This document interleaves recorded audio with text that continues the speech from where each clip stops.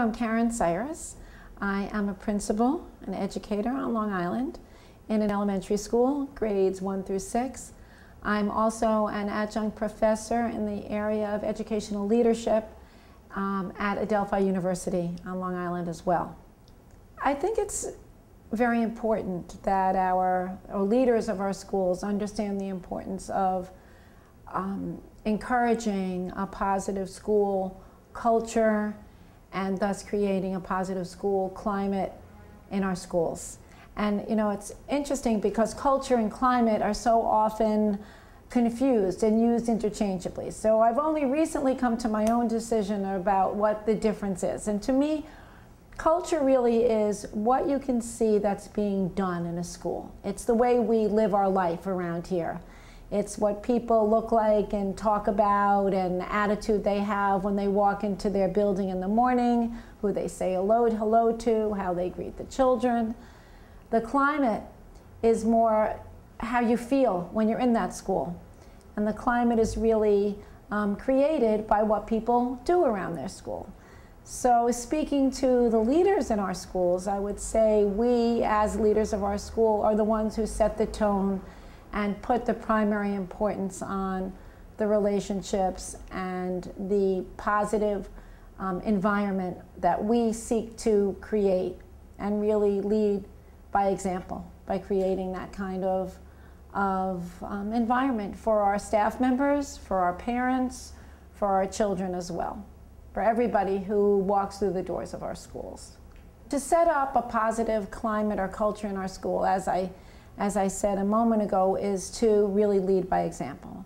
And to do that, it's important to be inclusive yourself. And so to set up or to act in a way where everybody is really treated in the same way, no matter who they are. That could be from your bus drivers, to your lunch aides, to your teachers, to the parents who walk through your doors, and most importantly, to your main customer, our children who are in our school. And so to be friendly, to be kind, to show caring attitude, and to do it in a sincere way from the moment you arrive in the morning until the moment you leave, which as administrators and teachers sometimes can be well into the evening. We can have some very, very long school days. To do that also, you need to be available to everybody who needs you. And we know that people need us immediately. And so as much as possible to make ourselves available. And I think when you lead by that example, your parents, of course, of your children appreciate it. Your staff members appreciate it. And I believe they imitate the same kind of behavior. So we need to lead by example to do that. I think that, you know, when we talk about preventing bullying, we talk about prevention and intervention. And so if we go on the premise that we want to prevent it from happening in the first place, I believe, and I think we're all beginning to believe, that if we have a culture in our school that is a positive one, that perhaps we will be able to create the civility among our school children that will stay with them the whole time they're in our schools, as they move from our elementary schools to our middle schools, to our high schools, and into their adult life. And we hope to be able to then prevent the need for interventions in the world of unkindness, which we see in terms of the bullying behaviors that are age-old in our society. So, you know, when you think about, when you begin to talk about intervening or preventing bullying, and you become known as somebody who might be the bullying expert, it's sort of a double-edged sword, because you work on it day in and day out, and in a few minutes I'll talk about that. But when you have a lapse, you know, you may have a child that maybe experience some unkindness. A parent may say to you, well, you say that you're really the bullying expert. Why is this happening in your school? You need to fix this. And I say, trust me, I'm going to try to fix this. But we have to understand that it's a work in progress, that we are always reflecting on new and different ways to approach the problem, because the problem would not still be here if it was something that was easy to fix. Just to add, and I think is very important, that bullying behaviors span all different modalities. They come in every way, shape, and form. So when we talk about kinds of bullying, we talk about physical bullying, emotional bullying, and then cyberbullying. But in reality, they're all under one umbrella of incivility to humanity, to each other. And so it's just, when we talk about cyberbullying now, it's just verbal bullying or emotional bullying being spread in another way, from the classroom to the internet. And it needs to be dealt with if we want to get at the root cause in the exact same way. I think that it's very important to use our children, I don't really want to say use, but to help our children understand that they are really a major part of the solution. When we start to teach children about treating each other with kindness, we can look at the different roles that children play in our schools. That we have the majority of our kids who are doing the right thing, they're following the rules, they're speaking kindly to each other. And then we have two other sort of characters in the scene. We have the target or the victim, and then we have the child with the bullying behaviors. And then, as I said, we have the majority of the kids who are, in many cases, are the bystanders. And that's what we've had forever. What we're all trying to do now and trying to make a change is to help the bystanders, the majority, understand that if we could turn their behaviors into upstanding behavior, which is a new, sort of term that we've been coining lately, to have them, give them strategies to be able to not allow what they see happening by the children who, for whatever reason, have acquired this use of power.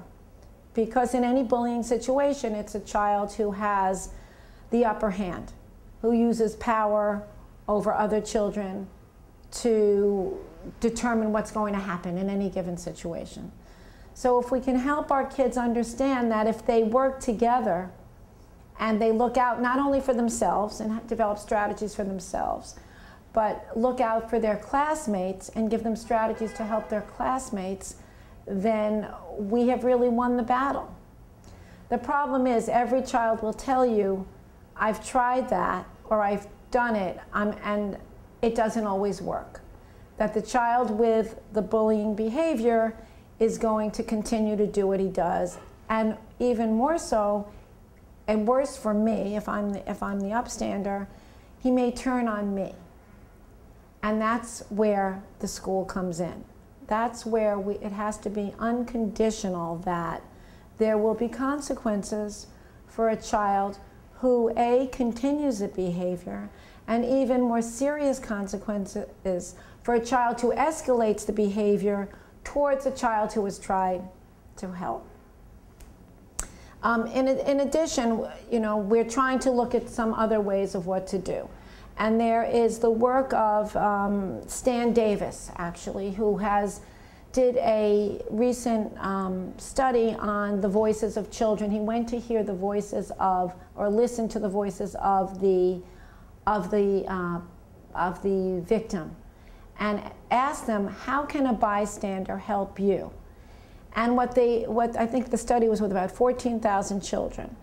And the majority of these kids said it's not so much the kid going up to the bully and saying, stop that, I don't like it when you do that, we don't do that here. It was more of the bystander coming in and becoming the ally to the victim, and to say, come with me. Come with me, come join our game, come join our activity. They also said after that what they really thought was helpful to them was when that upstander checked in on them later or called them at home and said, how are you doing? And also when the upstander helped the victim go and get help and was there for him. They had a neutral response to saying when the upstander came in and said to the perpetrator or to the child with the behavior, to the bullying behaviors, stop. they said that was okay, but it didn't work in most cases. What worked more was when the victim was distracted from the situation, and they found that much more helpful. So it's really important to, in whatever grade level you're in, be it in elementary school, you might go to your 5th or your 6th graders, your older grade level, and enlist their support. In my school, I call them ambassadors. I call them caring majority ambassadors. And I ask for volunteers to apply, actually, through a job application process or through a letter of application, to tell me why they would be good people. They have the qualifications to be an ambassador, to work with me to spread the word. And that can be, as I said, in a middle school, it could be an 8th grader. In a high school, it could be an 11th grader. These are kids who come and have a personal relationship with the leadership. And that's where, you earlier asked about the role of the administration. We need to take the lead, because these kids love to be within the circle of the administrator, and they feel very special. So when I work with these children, they have a job application process, and I tell them I'm going to check their references, et cetera, and they're very, very serious about it. They tell me in their short life, how they've proven to be a caring person. And, almost always I accept the children with one qualification, which is I tell them that in order to take this responsibility, and it's okay if they choose not to, their behaviors really need to be exemplary almost all of the time. Because, and it's happened, that when an ambassador exhibits the bullying behaviors, then that's really an embarrassment to the school. And I tell them that I've had parents come to me and say, my child is being bullied, and guess what? He's being bullied by one of your ambassadors. And so when it's reported to me that one of my ambassadors is displaying these behaviors, I do suspend them for a while until they can show through some sort of a restorative justice kind of a procedure or action that they're ready to come back and accept their role as an ambassador once again. And they help. These kids really are helpful. We haven't not been able to do it alone. It's not, this problem would not still be here if the people in charge could do it alone. So that's why we've needed to turn to the children's peers to help in solving the problem.